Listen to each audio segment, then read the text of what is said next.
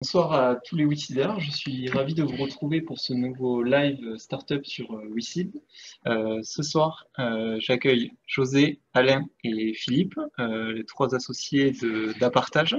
Donc ils vous présenteront un peu plus tard en détail le projet, pourquoi cette levée de fonds.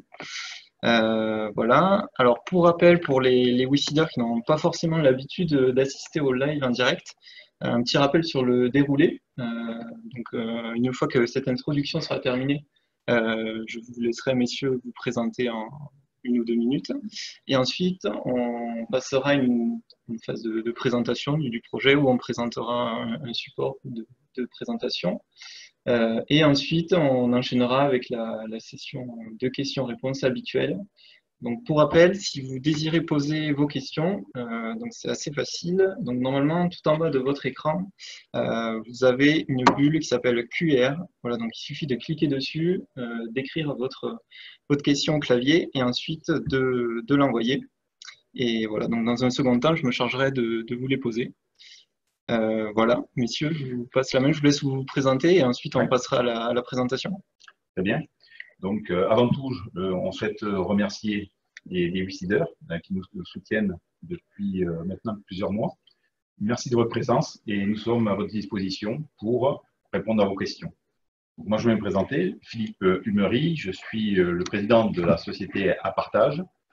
J'ai 62 ans et aujourd'hui, nous avons lancé donc avec mes amis donc une belle aventure pour créer Apartage. Je suis un entrepreneur, donc j'ai créé plusieurs entreprises depuis maintenant quelques années. Et c'est vrai que ça me permet d'avoir un retour d'expérience donc sur la création d'entreprise. Sinon, mon hobby, c'est le rugby. Donc, j'ai été président d'un club de rugby de Blagnac et je me suis pas mal investi dans ce domaine. Merci Philippe. Bonjour à tous, Alain Savignol. Donc, je suis également toulousain, j'ai 55 ans, je suis également entrepreneur et investisseur également. J'ai créé 2 ou 3 sociétés dans le digital et dans les services. Et quand Philippe est venu me parler de ce projet, au départ, j'ai surtout été séduit par le côté sociétal et je pense que ça n'est certainement de même pour vous. Et j'ai pas regardé le côté investisseur, pas du tout au début. Mais bon, on a quand même créé une entité, une société privée, donc les flux financiers, il faut qu'ils soient positifs, sinon l'aventure, elle s'arrête. Donc moi, j'ai rejoint Philippe avec plaisir pour travailler sur des sujets stratégiques, des sujets de proposition de valeur et des sujets financiers. Voilà. José, à moi. À toi. Ben, moi, un peu pareil, je connais Philippe depuis une trentaine d'années. Et quand il m'a parlé de projet, j'étais enthousiaste pour des raisons pour moi évidentes, parce que mon expertise à moi, c'est la maison. Et j'ai travaillé, j'ai à peu près 25 ans d'expérience dans la construction de maisons, où je travaillais dans un groupe où on livrait à peu près, on livrait aux alentours de 5000 maisons par an au niveau national. Et là, Philippe, quand il m'a dit, c'est pour les seniors et c'est pour être comme à la maison. Voilà, donc j'interviens et j'essaie d'aider Philippe sur toute la partie construction maison. Ok, voilà. Merci à tous les trois. Donc maintenant, je vais lancer le partage d'écran.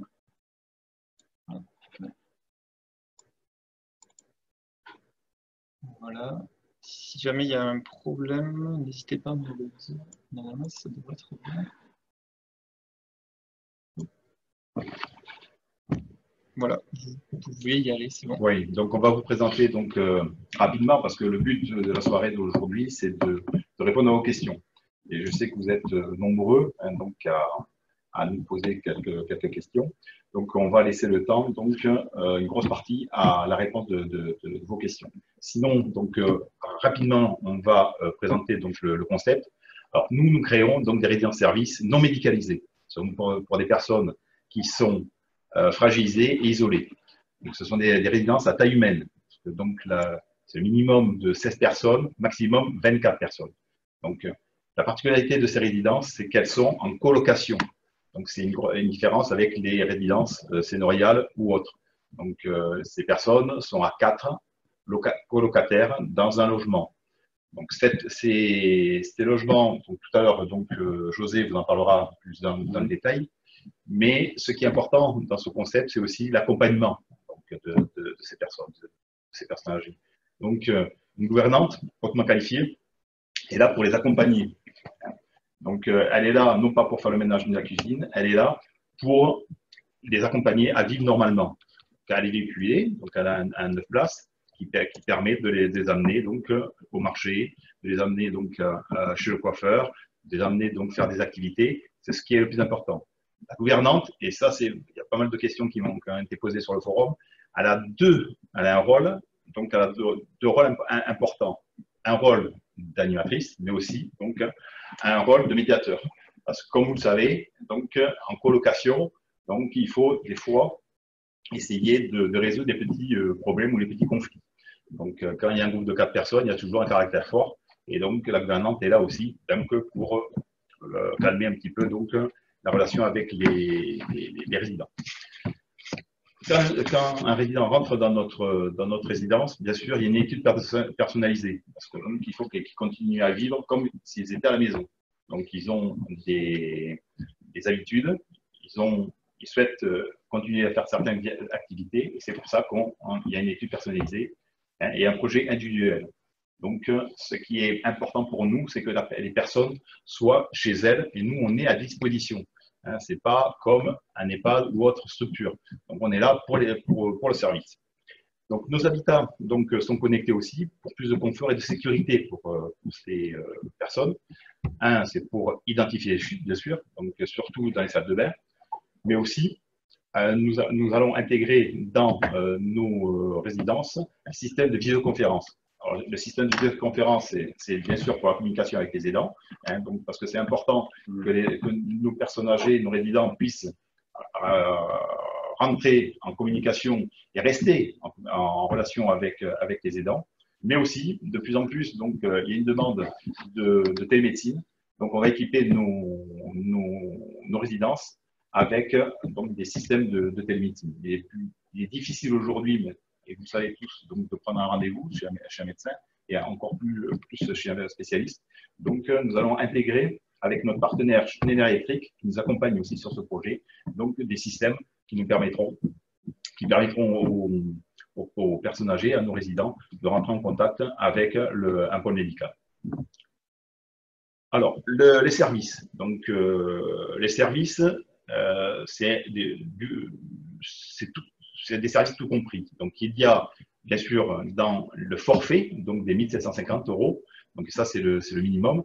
Donc, l'espace vie, bien sûr, donc c'est le logement, mais aussi, donc, dans ce tarif, il est compris la nourriture, l'entretien, l'accompagnement de la gouvernante et tout ce qui est frais d'exploitation.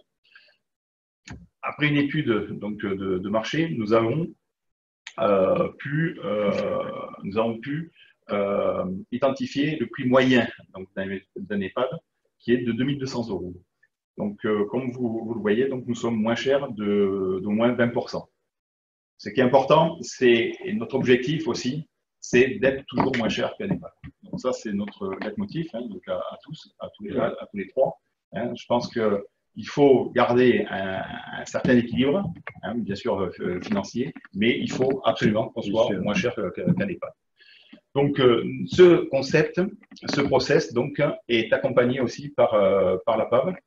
On est en cours de qualification du process d'exploitation sur un label H2S qui permet de répondre à une qualité de service donc, pour ces personnes âgées. Pendant le confinement, bien sûr, donc, on a travaillé sur un process de confinement parce que c'est vrai qu'on s'est rendu compte qu'il n'était pas prévu. Et même pour une saine grippe, je pense, donc on a travaillé bien sûr sur ce process. Il est plus facile de confiner donc 4 personnes que 80 personnes. Ça, c'est important. Et puis aussi pour tracer la qualité de service, parce que ça, ce qui est important pour nous, bien sûr, c'est le service et la qualité de notre service. Nous aurons 50 à 60 résidents sur toute la France et 1200 personnes donc éparpillées sur toute la France. Le tout, c'est de pouvoir, donc, en temps réel, disons, donc, avoir un retour des services qui se passent dans nos résidences. Ça, c'est très important pour nous. Oui, je vais parler un petit peu. Là, on arrive dans le sujet. Philippe a bien parlé au niveau par rapport aux EHPAD, mais il y a une différence énorme. C'est vrai que on va être le passage entre le domicile et l'EHPAD. C'est l'objectif d'appartage. Mais surtout, on a voulu, bien sûr, il faut aller chercher une rentabilité. On l'a vu tout à l'heure. On est moins cher qu'une EHPAD et aller chercher une rentabilité, mais surtout aller chercher une qualité parce que le but, c'est d'être partout en France et que les gens s'y sentent bien. Et donc là, il fallait trouver un système de vie qui, comme à la maison, hein, je vous l'ai dit tout à l'heure, comme à la maison. Et donc, c'est uniquement 4 personnes par logement où il y a une pièce de vie comme à la maison, hein, cuisine, salon, et bien sûr, après, le bien-être, uniquement 4 personnes. C'est vrai que, sans vouloir parler du Covid, mais on en a parlé entre nous, effectivement, avec ce qu'on a connu là, on sait que pour les seniors, ça sera une qualité de vie assez exceptionnelle, contrairement à un EHPAD où ils sont nombreux, où c'est pas facile à gérer. Là, c'est 4 personnes. 4 personnes sur 130 mètres carrés. Je crois qu'il y a vraiment une qualité de vie et on en parlera peut-être un petit peu plus tard, aussi d'aller chercher, on est là aussi pour avoir une entreprise qui vit bien, où les clients sont heureux et qui a une bonne rentabilité. Et donc là, on a créé un système qui fonctionne bien en termes de construction. On voit systématiquement, Philippe l'a dit tout à l'heure, il y a 4, bien sûr, locataires par maison. Il y a minimum 16, donc ça veut dire que c'est des modules de 8, c'est 4 et 4. Et notre objectif, c'est bien sûr d'avoir systématiquement 3 modules. On le verra sur un plan. Il y a un plan qui vient juste après. Voilà. Et donc, notre objectif, c'est bien sûr d'avoir une qualité de vie intérieure, mais d'aller chercher aussi une qualité de vie extérieure, puisqu'on est vraiment comme à la maison. Vous voyez, ça sera 3 modules où on a une qualité de vie intérieure et extérieure qui est remarquable. Alors, donc, bien sûr, sur un projet donc, aussi ambitieux, il faut bien sûr qu'on ait des contacts avec les partenaires. Les premiers partenaires, ce sont les maires. C'est vrai que les maires sont super intéressés d'accueillir nos résidences sur leur commune. Donc déjà, ils nous font des tarifs préférentiels donc, à l'achat des terrains, mais aussi donc, en échange, on leur donne bien sûr la priorité donc, pour les habitants. Et ça, c'est normal. On se met toujours, de toute façon, sur une première couronne ou une deuxième couronne d'une agglomération, d'une agglo de minimum 20 000 habitants. Ça, c'est important. C'est-à-dire que si la commune qui nous accueille ne peut pas remplir, on ira bien sûr chercher donc, les personnes donc, sur les communes voisines.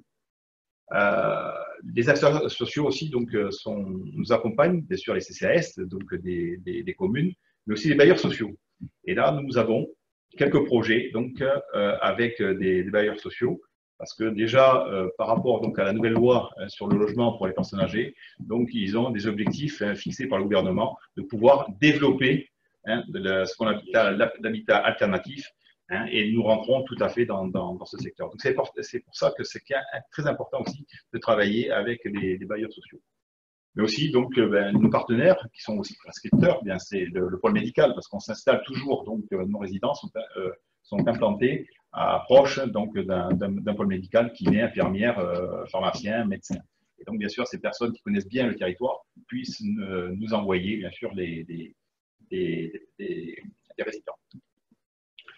Aussi, donc, quand nous construisons donc, nos résidences, nous travaillons donc, avec des constructeurs promoteurs. Donc, nous ne sommes pas des promoteurs. Ça, c'est important parce qu'il était important quand même qu'on puisse donc, se positionner. Nous sommes des exploitants. Ce n'est pas dit qu'on n'aura pas donc, des résidences donc, en propriété, ça c'est sûr, mais on n'est pas des constructeurs, on n'est pas des promoteurs. Mais on travaille avec des promoteurs et des constructeurs. Donc, et aujourd'hui, nous avons sur plusieurs projets des constructeurs et des promoteurs au niveau national. Donc, nous avons des promoteurs régionaux, mais aussi des promoteurs nationaux. Ce qui est important, excusez-moi, voilà, merci Maxime. Donc, je voudrais revenir aussi sur le financement de nos résidences. Donc, ce sont des foncières qui financent nos résidences. Nous, on est, disons, locataires, et donc on signe un bail sur 15 ans. C'est important la durée, parce que donc ça nous permet aussi de voir donc, à long terme. Aujourd'hui, nous sommes aussi donc en discussion avec un partenaire majeur de la protection et du patrimoine, de la protection sociale et patrimoniale. Donc il y en a deux. Donc, malheureusement, encore, je ne peux pas vous dévoiler donc son nom, mais il y en a deux en France et donc on est en discussion parce que cet organisme souhaite nous accompagner dans notre développement. En gros, au moment de la construction de chaque résidence, il nous subventionnerait donc entre 8 000 et 16 000 euros par résidence, et en échange, on leur réserverait donc des places dans nos résidences. Alors, donc, on va rentrer un peu plus dans le détail parce que c'est vrai que à un certain moment, on ne pouvait pas vous donner donc, les lieux d'implantation, hein, mais aujourd'hui, je pense qu'on vous doit hein, de vous donner donc, ces renseignements. Aujourd'hui, nous avons 7 projets. Donc, le premier projet, donc, bien sûr, on commence par le sud-ouest. On est à côté de Toulouse, hein, donc à Seille. On est toulousain, donc on commence par Occitanie et Nouvelle-Aquitaine. Donc, le premier sera à Saint-Jean-du-Falga, à côté de Pamiers, à Saint-Gaudens, donc à Seille. Nous avons nos bureaux. À Pont-du-Casse, c'est à côté d'Agen. À Ponce, c'est à côté d'Angoulême. Caser, et puis Plouha. Alors, Plouha, pourquoi? C'est la seule résidence aujourd'hui qui est hors département, région, département du sud-ouest. Nous avons rencontré le maire, donc il y a de ça maintenant 2 ans, et il a été amoureux de notre projet. Et il a souhaité qu'on installe rapidement hein, donc, une résidence, parce qu'ils avaient des terrains donc, à nous céder. Et donc, la première résidence sera en Bretagne. Voilà. Donc, aujourd'hui, nous avons aussi une trentaine de projets donc, sur toute la France. Nous avons participé pendant 2 ans au Salon des maires et nous avons 30 projets identifiés. Je vous laisse donc regarder donc les différents départements. Hein, donc c'est un petit peu sur toute la France. Et c'est vrai, comme je le disais tout à l'heure, hein, donc les maires sont assez friands et donc ils nous aident beaucoup dans les démarches administratives et aussi dans la démarche pour les permis de construire. Donc quand un projet les intéresse, ils savent mettre le dossier au-dessus de la pile. Donc, ce qui est important aussi, c'est que au mois de novembre, on assistera au Salon des maires et déjà, on a des rendez-vous avec donc les maires pour les différents projets et de nouveaux projets, parce que le bouche à oreille marche très bien. Alors, c'est vrai que à cette période de confinement, donc ça nous a permis de réfléchir aussi sur donc, comment rattraper le retard de nos constructions. On ne va pas vous cacher donc, qu'on a à peu près 3 mois, 4 mois donc, de retard. Bon. Mais je pense qu'on peut tout à fait donc, les rattraper par rapport à notre nouvelle stratégie de développement. Comme vous expliquez, je vous ai tout à l'heure, donc il y a 2 formes disons, de résidence, hein, donc des résidences pour 16 personnes et de 24 personnes. Donc, après discussion avec nos financiers et nos constructeurs, on va s'axer sur les résidences à 24. Donc, on ira bien sûr sur des communes ou des agglos de communes donc de 40 000 habitants, hein, parce que 16 000, c'est à peu près 20 000 habitants, 40 000. Donc, pour remplir, il n'y aura pas de soucis. Donc, et on va gagner du temps. On va gagner donc en délai, bien sûr, hein, donc de recherche d'un foncier. Et en économie. Et en économie, bien sûr. Donc, en temps, bien sûr, administratif hein, pour les permis. Et donc, tout à l'heure, sur le premier slide, hein, donc le slide d'avant, si vous pouvez revenir, Maxime, sur le slide, on était parti sur 75 résidences. Mais c'était 75 résidences, donc, à 16 personnes, à peu près. Hein, donc, aujourd'hui, donc, on va s'axer donc, sur les 24. Donc, on va gagner du temps, on va gagner de l'argent, et puis, donc, on tiendra nos objectifs. Et ça, c'est ce qui est le plus important. Aussi, nous avons des projets, nous avons été contactés par des promoteurs au niveau. Donc je ne peux pas encore vous dire leur nom, malheureusement, hein, donc, mais dès qu'on aura sorti la clause de confidentialité, on pourra vous en parler. Donc, des promoteurs étaient intéressés pour travailler avec nous sur des projets intergénérationnels. Donc, pour des projets interurbains, parce que là, comme on vous a montré, donc ce sont des petites maisons, hein, donc de 4 personnes. Mais plus on se rapproche des zones urbaines, hein, plus les terrains sont plus onéreux, mais aussi sont plus petits. Donc, le but, c'est aussi de prendre donc, de rez-de-chaussée de logement qui nous permettra d'implanter des résidences en cœur de ville. Donc, ça, c'est important. Et puis au-dessus, donc, bien sûr, des logements pour des jeunes actifs ou des étudiants pour construire donc, ce genre de projet intergénérationnel. Donc, une économie, ça va engendrer une économie entre 15 et 20% donc, en prévision. Ce qui est important, hein, c'est sur 2023, de créer nos 58 résidences, mais surtout donc d'avoir 1200 résidents. Ce qui est le plus important pour nous, c'est notre objectif donc à l'heure actuelle. Donc, ça ne décale pas notre prévisionnel. Le but, c'est de l'orienter différemment. Du coup, Philippe, si vous me dites si je me trompe, donc l'objectif, voilà, c'est de réduire le nombre de résidences tout en conservant le même nombre de colocataires, les résidences seront plus grandes. Tout à fait. Donc le même niveau de chiffre d'affaires, mais avec des charges qui seront moins élevées. C'est ça. Donc c'est pour ça qu'on a des leviers qui nous permettront donc d'avoir une meilleure rentabilité.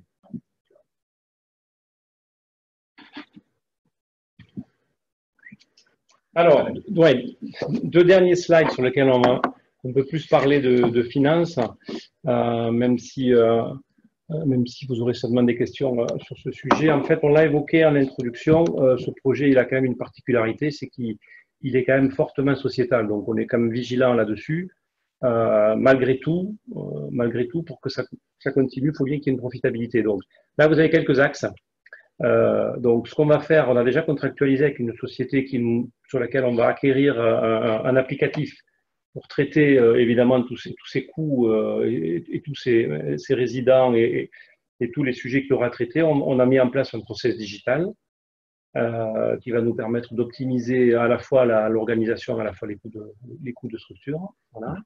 Ce qu'on va faire également, je ne sais pas si vous l'aviez vu dans les documents, c'est qu'on a eu des fois des questions sur l'approche marketing et l'approche commercialisation. En fait, le projet tel qu'il est là est bâti sur le fait que l'écosystème santé autour des maires, autour des communes, autour des ARS, autour tout le corps médical, en fait, tout l'écosystème santé va être informé lorsque nous allons nous implanter. Et c'est à travers eux, finalement, qu'on va récupérer des locataires. Donc, on n'aura pas des coûts de commercialisation ou des coûts marketing importants parce que le modèle économique est basé davantage sur un écosystème de proximité autour de la santé. Et ça, c'est un élément fort du projet parce que ça implique les maires à ce que finalement, là où ils nous ont fait confiance au début, finalement, on arrive à quelque part leur rendre le service qu'ils nous ont donné. Également, Philippe l'a évoqué, le sujet des partenariats. On est au tout début du projet, il y a pas mal de structures qui sont intéressées. On aura inévitablement des sujets d'évolution de coûts avec des partenaires à venir, ça c'est évident. Entre des négociations qu'on fait aujourd'hui et des négociations que l'on fera avec 1200 résidents, il va se passer des choses en termes économiques. On a voulu proposer des business plans pour l'instant réalistes. Et donc, tout ça pour nous amener à la levée de fonds, donc juste avant, voilà. Donc là, vous avez un petit peu le parcours de la société. On a fait une première levée de fonds de 225 000 € il y a 18 mois. Ouais. On vient de refaire au mois de novembre voilà. Donc 50 000 €. On vient de refaire 50 000 €. On a des discussions en cours avec la BPI. Actuellement, Philippe a des discussions avec la BPI. Voilà. Et on est aujourd'hui chez WICID. Alors pourquoi WICID? Parce que bon, nous, on est Toulousains. WICID est Toulousain. C'est assez facile pour nous d'avoir ce type d'approche. Et l'objectif de la levée de fonds, c'est de pouvoir financer notre BFR. Je ne sais pas si vous avez vu dans le business plan, en fait, on s'autofinance à peu près fin 2021. Donc, parce que la structure va générer du cash, hein, donc on va s'autofinancer assez rapidement. Simplement, il faut qu'on fasse le lien entre aujourd'hui et la fin 2021, d'où la levée de fonds. Si je peux rebondir un petit peu, Alain, c'est que c'est vrai qu'on a fait aussi appel à WICID pour être indépendant.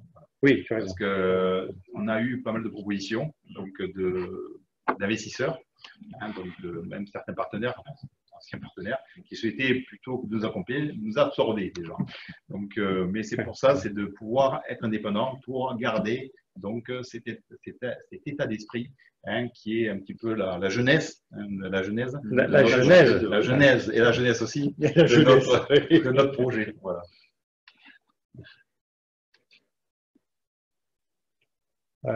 Ce slide, ouais, ben ça synthétise un petit peu ce qu'on vous a dit. Hein. En fait, on a l'ambition d'avoir une position significative sur ce marché-là, qui a vocation quand même à faire du chemin, hein, parce que bon, on voit bien comment aujourd'hui est structurée la société. Pas sûr que les organismes publics s'occupent de tout ça, donc même s'ils vont faire ce qui s'est passé, ils vont faire des investissements, mais bon, en tout cas, l'objectif, c'est de faire du co-living. Alors, c'est vrai que le co-living, ça marche, hein. Aujourd'hui, c'est un peu dans la tête de tout le monde. Je pense que côté senior, au départ, il y avait quelques réticences. Mais je pense que si on le voit de l'autre côté de la pièce, il y a aussi des effets très positifs pour les seniors de se retrouver dans un environnement dynamique. Hein. Ça crée quelque part pour eux une nouvelle histoire. Tout à fait. Alors, ce que j'aimerais aussi donc, développer, c'est la genèse donc, de ce projet. C'est que j'ai accompagné donc, une association qui a créé ce concept. Et on a travaillé pendant plusieurs mois. Et c'est vrai qu'il y a eu des reportages sur France 2, donc, à ce sujet. Donc, vous pouvez vous connecter sur H sans frontières. Et on l'aurait dû, donc, ensemble, donc, créer une structure, mais pour des raisons juridiques, donc, ça ne s'est pas fait. Donc, on s'est retrouvé, enfin, je me suis retrouvé avec un beau bébé dans les bras. Hein, donc, et bien sûr, on a une dette morale envers cette association. Donc, il y a un retour d'expérience quand même de plus de 14 ans. C'est vrai qu'il faut le dire. Vous voyez, donc le forfait de 1 750 € tout à l'heure, hein, ça a été le trésorier de l'association qui l'a monté avec nous. Donc, ça veut dire qu'il y a un retour d'expérience. Même si c'est aujourd'hui donc un projet donc innovant, hein, donc on a quand même donc ce retour d'expérience de l'association. Et c'est pas rien parce que pour le budget, 14,50 € par mois de blanchisserie, on ne peut pas l'inventer. Hein, donc, et dans le Tarn, donc cette association est dans le Tarn. Ils ont à peu près 5-6 maisons partagées.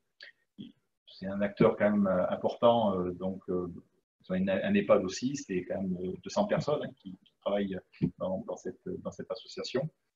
Et on s'est appuyé sur, bien sûr, ce retour d'expérience. Bon, malheureusement, donc, ils n'ont pas pu nous accompagner donc, sur la partie, l'association devait prendre des parts de la société. Mais bon, il y avait un risque, hein, que le fisc requalifie l'association en société. Et donc, on est parti avec le soutien de l'association, mais sans l'association. Donc, soit le projet s'arrêtait, hein, ou soit on repartait sur ce projet. Donc, comme on s'était investi pas mal de temps donc, sur ce projet, et avec les trésoriers, bon, c'est des personnes qui ont 72 et 75 ans, hein, donc on modélise, disons, on a modélisé donc, ce concept hein, pour le développer sur toute la France. Ils gardent le Tarn, hein, donc ils ont cette expérience dans la partie rurale, hein, donc ils vont se développer bien sûr dans cette partie rurale, mais on ne pouvait pas, voilà, donc oui, je crois que c'est bien de le dire. Je crois qu'il y a surtout un besoin énorme. Bon, alors pour les businessmen, ils diront il y a un marché fabuleux, mais il faut concilier les deux. C'est vrai, on peut dire qu'il y a un marché, ça c'est pour le business, mais on peut dire aussi que, et ça c'est le retour d'expérience que tu nous as dit, il y a un besoin énorme parce qu'on sait aujourd'hui qu'il y a des personnes qui, parce qu'ils ne peuvent pas faire autrement, ils sont dans des EHPAD, et il n'y a pas une qualité de vie dans l'EHPAD, et puis elles sont débordées. Il y a vraiment un besoin qui est énorme et qui va se développer, par rapport aux chiffres qu'on a eus.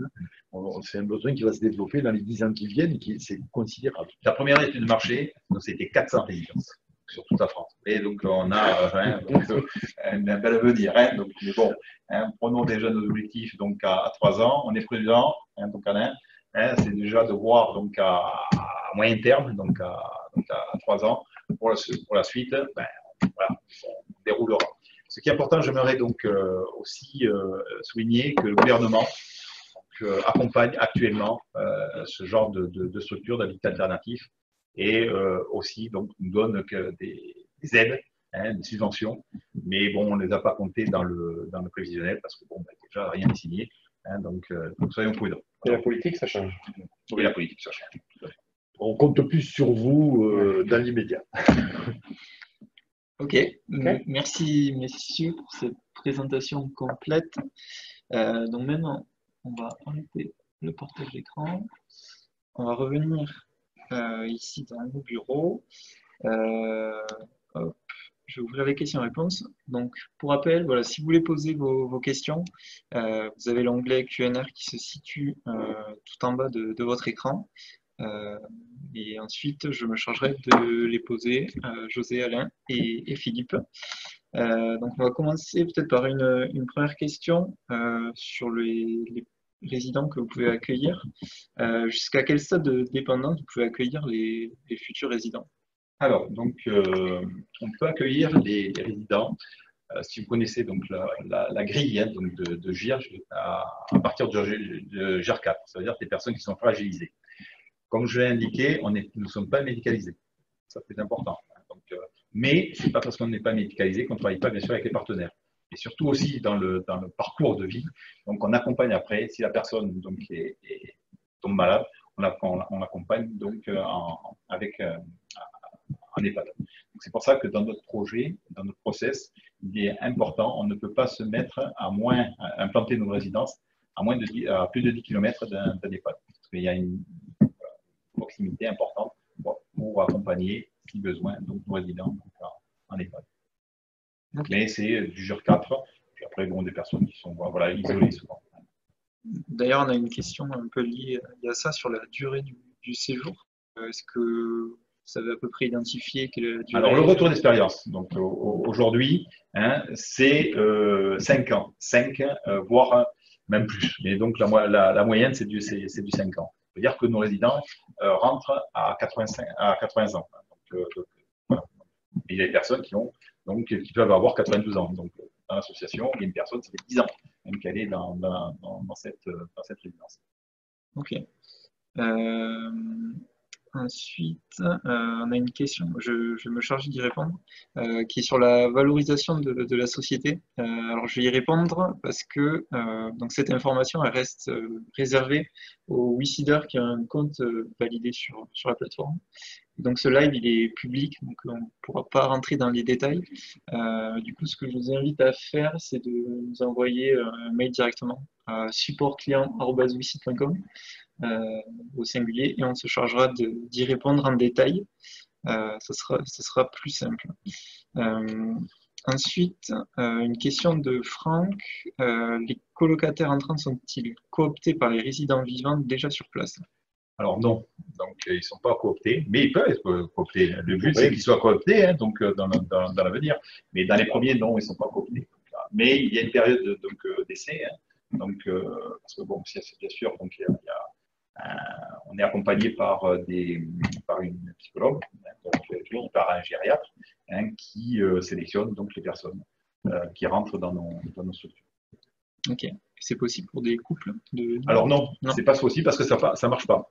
Parce que le retour d'expérience donc avec l'association, qui ont tout essayé, donc ils ont essayé 6 personnes, ils ont essayé 8 personnes, donc c'était trop. Et un couple, sauf que quand il y a un couple, ça fait 2 groupes, et donc il y a plus de conflits. Donc c'est la colocation, c'est pour ça que c'est pour des personnes isolées.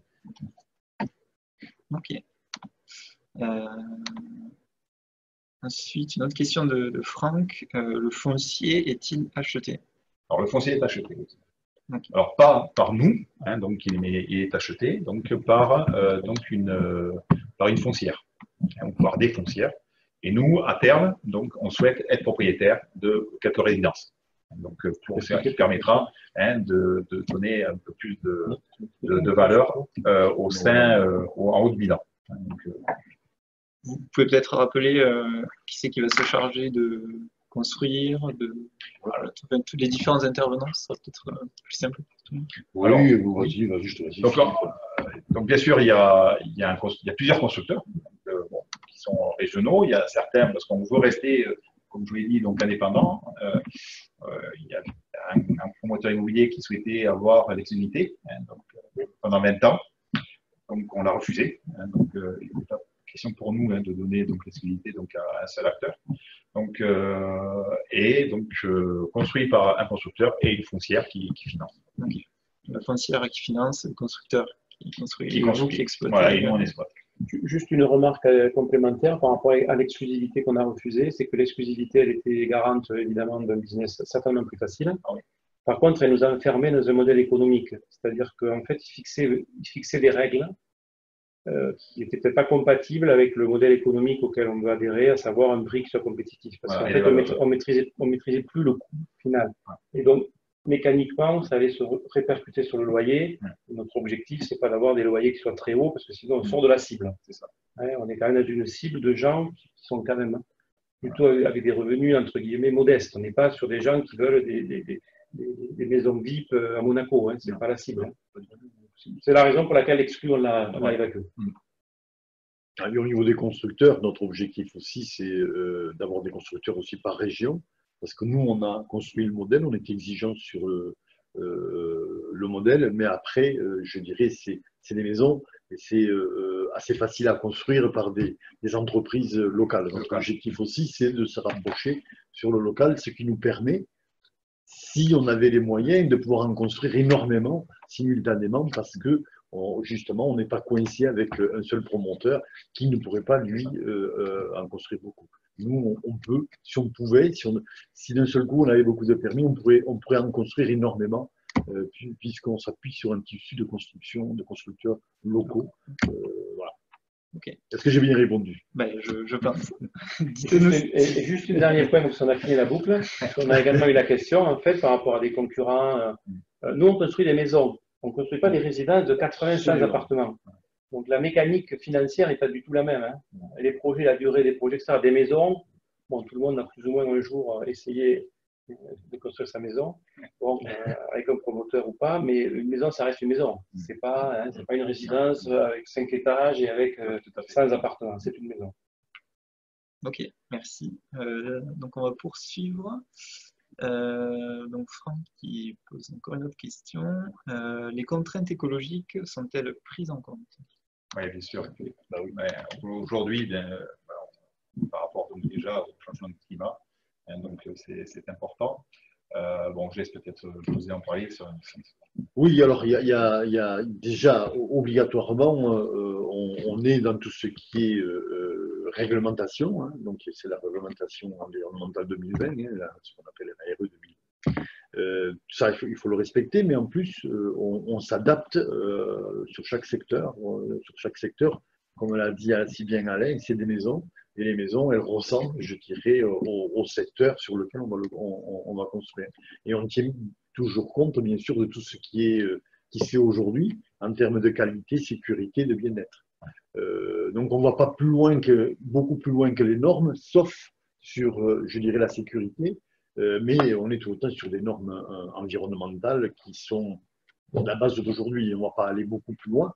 Pour une raison, c'est qu'il faut avoir la qualité. Il ne faut pas oublier un autre élément, c'est que derrière, il faut pouvoir avoir un loyer qui respecte et qui est inférieur à un EHPAD. Donc, bien sûr, ces qualités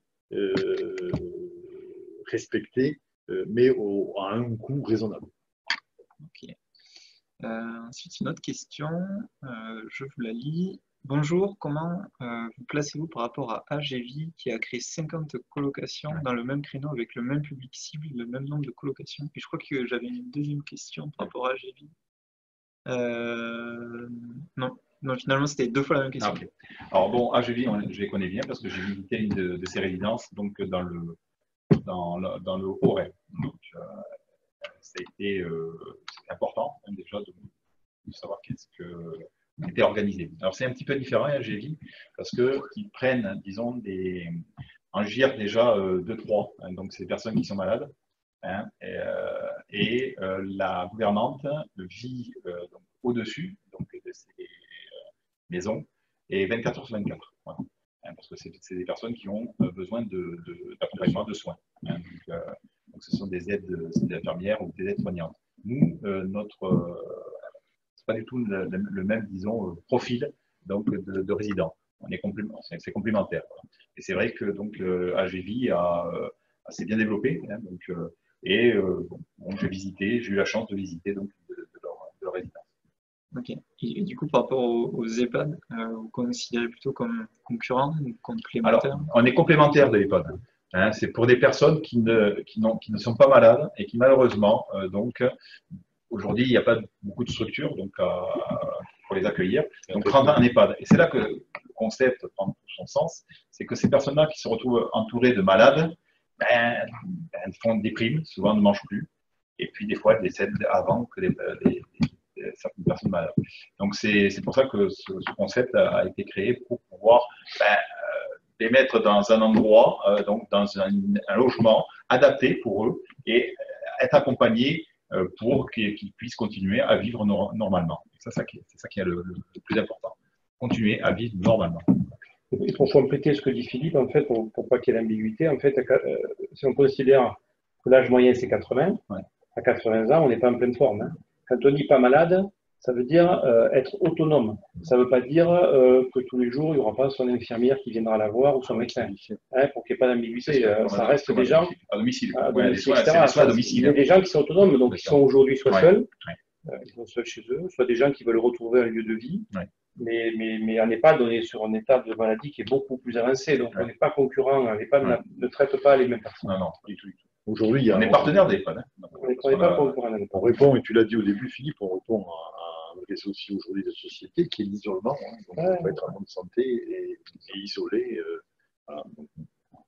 Ok. Donc on va poursuivre. On a pas mal d'autres questions. Donc on va commencer avec une question de Jean. Comment faire payer les services pour les résidents du parc social? Vous mentionniez les bailleurs sociaux. Ouais. Possible d'avoir un contrat service plus loyer indissociable?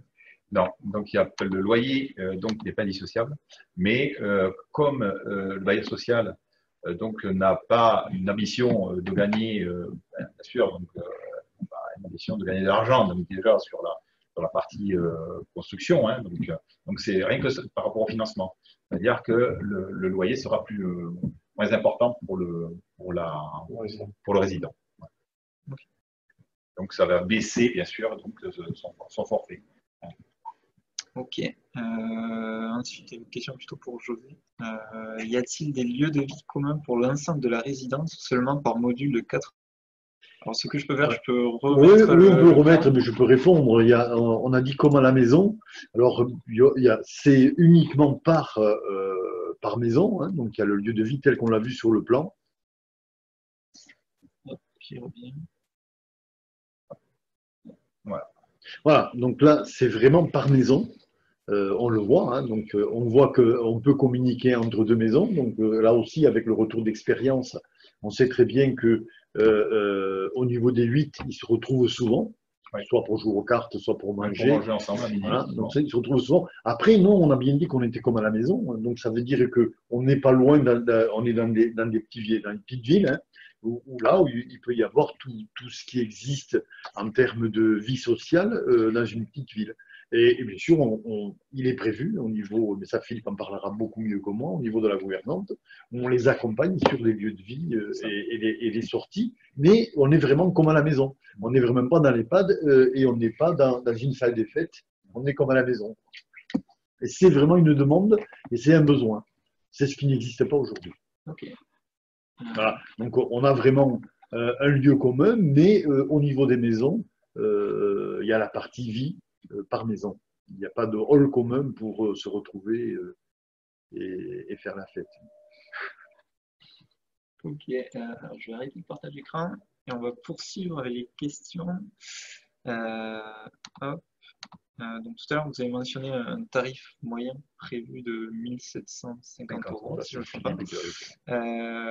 Donc on a une question de Gaëtan à ce sujet. À quoi correspondent les 1750 €? Quelle est la décomposition? Je ne sais pas si vous pouvez rentrer dans le détail. Oui, rapidement, hein, en gros, hein, mais c'est vrai que donc, dans les 1750 €, donc, il y a la partie loyer, hein, donc, le logement, donc il y a la prise en charge de tous les repas, hein, donc, il y a l'accompagnement de la gouvernante, et puis donc il y a tous les activités donc, au sein de la résidence. Les activités autres, hein, donc si bon, ils souhaitent aller au cinéma ou au théâtre et autres, bien sûr, donc ils payent leur place. Hein.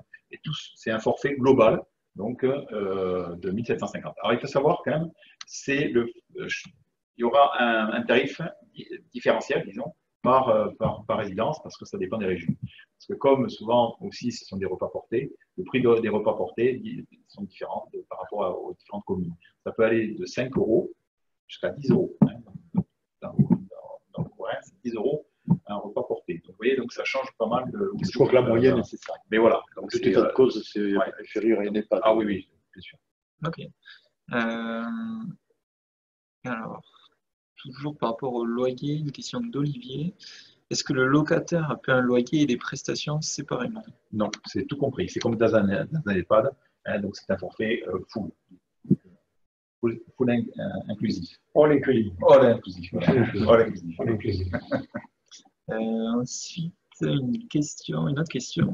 Ne serait-il pas préférable de cibler une clientèle 65-75 ans, de ne pas être une alternative à l'EHPAD, mais un établissement avant? Non, enfin, pour nous, c'est notre créneau, parce qu'il y a une demande, c'est des personnes qui sont isolées, fragilisées. À 65 ans, donc les personnes sont déjà beaucoup en couple, déjà, hein, donc encore. Mais il est arrivé donc d'avoir une personne de 65 ans qui était isolée, donc pas de famille. Il n'est pas interdit. Donc il n'est pas interdit que ce soit une personne de 65 ans. Absolument, donc, mais c'est pas le besoin. Voilà, c'est pas la cible de résidence. Oui, comme Alain et Philippe l'ont dit, c'est quand même des personnes, elles ne sont pas malades, mais elles ont quand même besoin d'avoir un environnement, et puis ils veulent un peu de sagesse et de bien-être, et pas. Non, c'est pas du tout le sujet, mais ça peut arriver. Oui, ça peut arriver. Ok. C'est une autre question de Jean. Votre entreprise d'exploitation est-elle mandataire ou prestataire de services à domicile? Avez-vous déjà l'agrément? Oui, donc on est en cours de la validation. Ce genre c'est pas vraiment de l'aide à domicile, parce que donc on est dans les résidences, hein, mais c'est même pas non plus comme un EHPAD. Les personnes sont chez elles, hein, donc, mais c'est nous qui assurons, disons, hein, donc l'exploitation.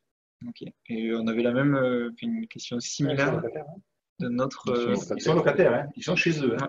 Voilà, hein, donc c'est important. Hein. Un EHPAD, c'est pas le même principe. C'est pas le même principe. Okay. On avait une question similaire à ce que je viens de vous poser.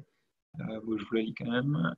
J'ai vu sur vos statuts que vous étiez une société de service à la personne. Oui. Avez-vous les autorisations spécifiques? Êtes-vous mandataire ou prestataire? Oui, donc on est en cours de la validation. On vient d'y répondre.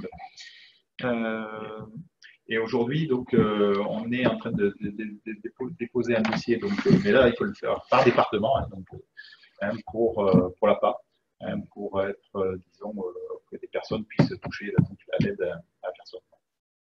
Ok. Mais justement, une question d'Olivier. Quelles aides peuvent avoir les locataires? Alors, les locataires, donc, ils peuvent avoir l'APL, donc leur résidence principale, et puis l'APA. Voilà, donc, depuis maintenant début 2019. Hein, avant, l'APA était individuelle, maintenant, elle peut être regroupée donc, pour les habitats, les logements alternatifs. Ok. Alors, on se rapproche, je vois, de l'heure. On se rapproche de la fin du live, donc on va prendre les deux dernières questions. Bon, si jamais il y en a entre-temps, on verra si on pourra les prendre. Donc une première question au début de votre présentation. Vous avez parlé de technologie qui sera intégrée dans les résidences. Oui. Est-ce que vous pouvez préciser ça? Bien sûr. Donc avec notre partenaire Schneider, électrique, ils ont développé donc, des systèmes qui permettent de donner plus de confort et de sécurité pour les personnes âgées. Donc, c'est des systèmes qu'ils peuvent mettre donc, en EHPAD. Et nous, on a signé un partenariat pour équiper toutes nos résidences. Donc, un des premiers donc, disons, systèmes qui est le plus important pour nous, c'est bien sûr la sécurité des personnes, même si elles vivent en colocation, et surtout dans les salles de bain, parce que 80% des chutes, malheureusement, c'est dans les salles de bain. Donc, c'est pour identifier donc, les chutes, donc, pour avoir une alerte donc, rapide. Mais aussi, un outil qui permet de communiquer. Alors, l'outil de communication, c'est la télé, parce qu'aujourd'hui, donc la télé donc, permet en visio donc de rentrer en contact avec les aidants, mais aussi ça peut être un médecin. Et la technologie permet, avec la voix, de commander, disons, des fonctions, appeler Alain, appeler José, et directement la personne rentre en connexion avec Alain ou José. Donc, simple d'utilisation et qui permettra donc de pouvoir l'utiliser le plus souvent. Plus c'est simple, plus les personnes, donc, en plus, donc, nous travaillons avec les chercheurs du CNRS et de l'ERIT sur un projet qui s'appelle APACO, donc, qui a glissé, mais donc, qui est toujours donc, d'actualité. C'est comment les personnes âgées vont se servir de la technologie. C'est important.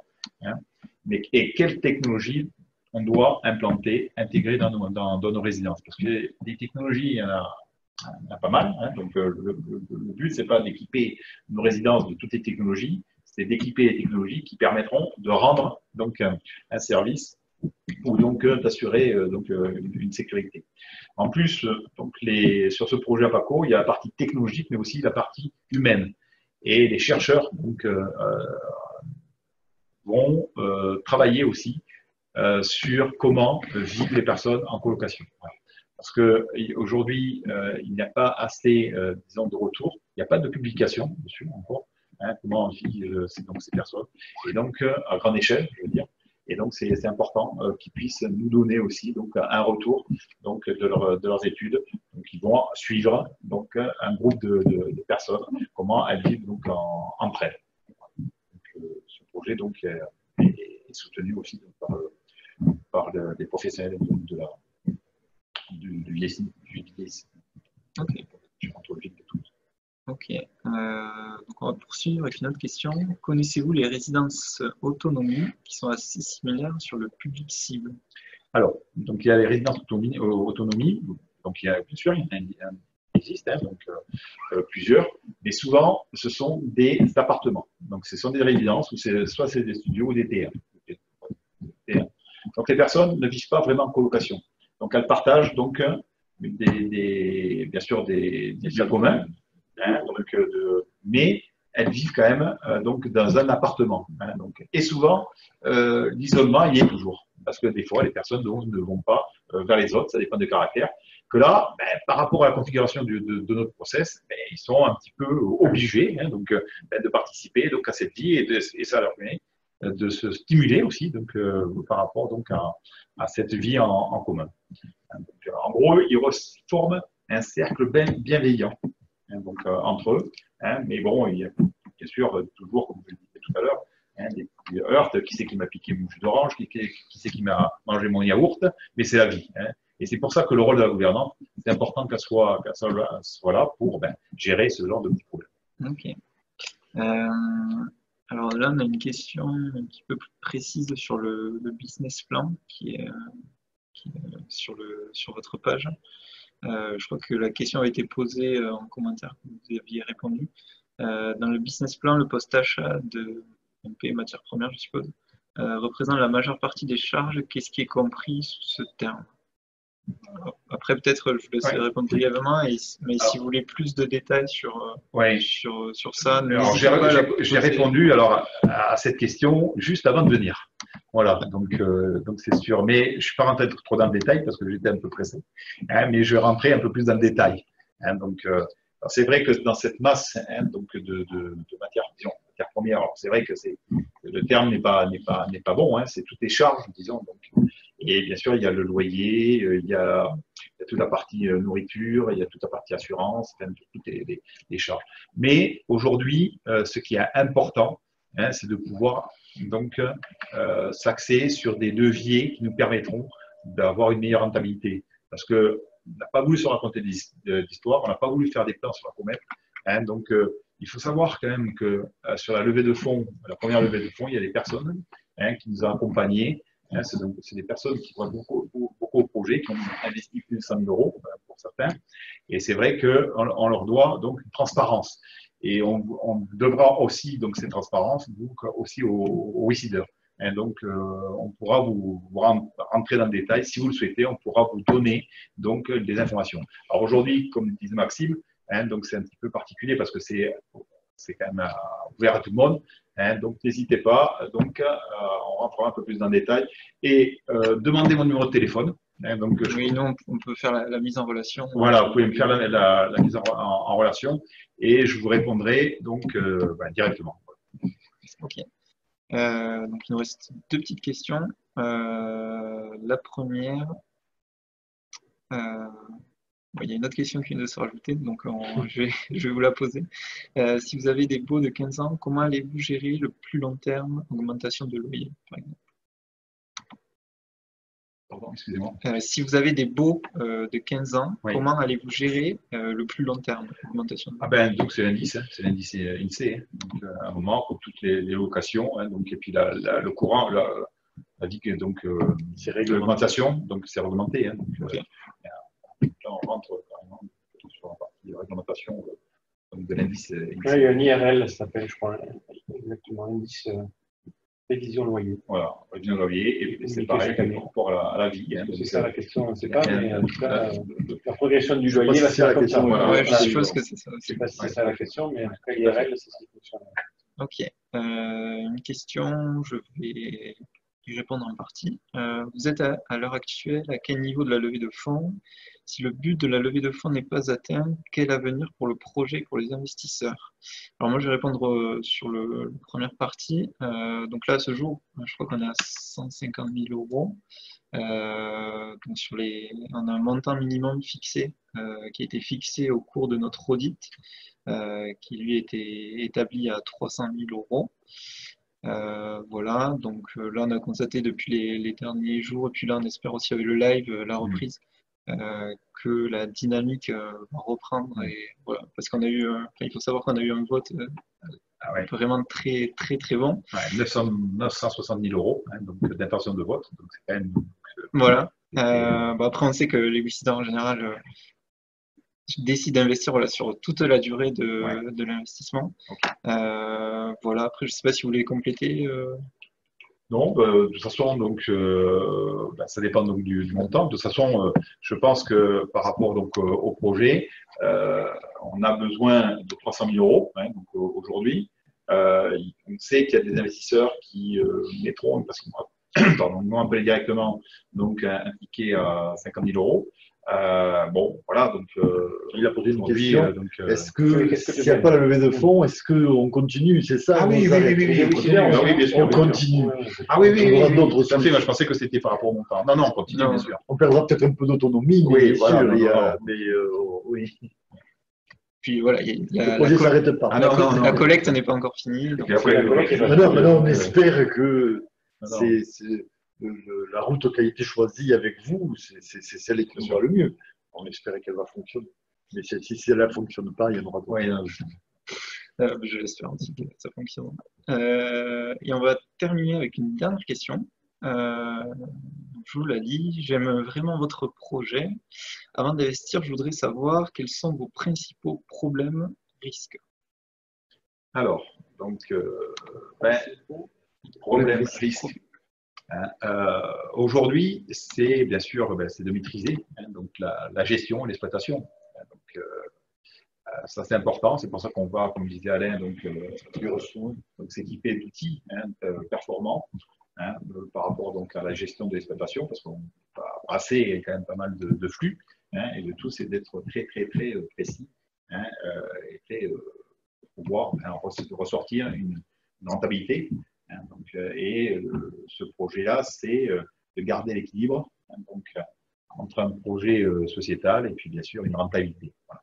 Bon, on a la marge, vous avez vu, donc, par rapport donc, à NEPAD, c'est 2002. Donc, si on rajoute de l'ordre de 50 € par mois. Hein, donc, c'est pas énorme, mais c'est quand même bon.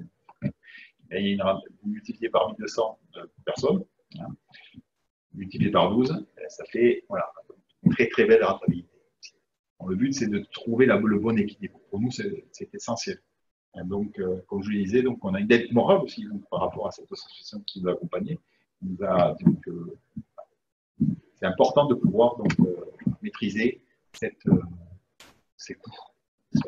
Et puis le modèle en lui-même des résidences partagées, il a été testé pendant plusieurs années. Ouais, ça a montré ils ont commencé pour, à 1 000 € par mois. Aujourd'hui, l'association, ils sont à 1 375 €. Mais la partie rurale. C'est-à-dire que le terrain, souvent, on ne le vend pas, c'est la mairie qui le cède, vous voyez, donc c'est bon. Mais nous, avec le trésorier qu'on a travaillé le business plan, donc le porté hébergement avec Alain, hein, donc bon, on s'est fixé bien. Mais d'après les régions, d'après le foncier, ça peut bouger pas mal. Le but, c'est ça. Après, souvent, on me pose la question, est-ce que vous avez peur de ne pas remplir nos structures? La demande est forte. La demande est très forte. Hein. Là, il y a un rapport à l'offre. Hein, donc, la demande est forte. Ça, c'est un point essentiel dans tout le business. Ok. Il n'y a pas de risque. Et puis, ça rassure, comme on dit, ça rassure aussi les foncières et qu'eux vont être propriétaires des biens. Ouais. C'est des maisons. Je dirais que s'il y avait ce souci-là, c'est des maisons qui peuvent être obligatoirement transformées en maisons d'habitation. Ouais. Je dirais le risque, elle n'a pas. Le seul risque, c'est qu'il y a tellement de demandes au niveau des maires, c'est que nous, on ne puisse pas répondre assez vite. C'est ça le risque, c'est de créer de l'insatisfaction si on ne peut pas répondre tout de suite. Mais sinon, après, sur le modèle, non, il n'y a pas vraiment de risque. Ok. Alors, on a juste une ultime question, ce sera vraiment la dernière. Est-ce que vous connaissez le taux de remplissage de l'association, oui, des résidences de l'association? Elle est sur la liste d'attente. Ok. Et ça répond. Nous, on n'a pas prévu. Le but, c'est voilà. Mais bon, nous, dans le modèle économique, on est calé sur 95% d'occupation. On n'est pas bâti à 100. Mais comme le dit Philippe, la référence aujourd'hui, elle est sur liste d'attente. Donc, c'est un modèle qui est de fait à 100%. Voilà. On est calé sur 95. Du coup, ça répond à la question. Une liste d'attente existe pour remplir cette association dans le temps. Voilà. Sur 95. Voilà, donc là on arrive, donc on a un petit peu dépassé le timing. Est-ce que vous voulez rajouter un petit mot pour terminer? On reste à votre disposition, c'est important. Donc voilà, soit par téléphone ou sur le forum, hein, de répondre à vos questions. Voilà. J'espère qu'on a bien conforté tous ceux qui veulent nous rejoindre dans cette belle aventure. Ouais. Et voilà, qu'on a éclairé un peu le chemin. Voilà. C'est pas facile parce que on les voit pas. Voilà, c'est embêtant. Quand je vous parle, bon, la caméra est là-bas, donc c'est un peu. Mais le cœur y est. Ok, ben, en tout cas, merci à tous les trois pour votre présence. Merci à vous. Et puis à bientôt. Voilà, et merci d'avoir inauguré nos nouveaux bureaux d'ailleurs. Voilà, vous étiez le premier à passer ici. Ça vous porte la chance. On l'espère. Voilà, et merci à tous les Wiciders qui étaient présents en direct. Juste avant de terminer, si jamais certaines personnes sont arrivées en retard, le replay sera normalement disponible dès demain. Donc il sera sur la page d'appartage dans le petit onglet live. Et ensuite, de toute façon, je publierai un commentaire lorsqu'il sera disponible. Voilà. Du coup, je vous invite à le regarder si jamais vous voulez revoir certains passages. Et puis, qu'est-ce que j'ai oublié? Non. Voilà. Oui, aussi une dernière chose, ceux qui auront le replay, voilà, si vous avez d'autres questions qui vous viennent, donc là, vous avez répondu à pas mal de questions. Mais si jamais il y en a d'autres, voilà, n'hésitez pas à la poser dans l'espace commentaire. Et vous chargerez plutôt d'y répondre, comme vous l'avez fait depuis le début. Ouais. Voilà. Merci à vous. Merci à tous. Merci à vous. Bonne soirée.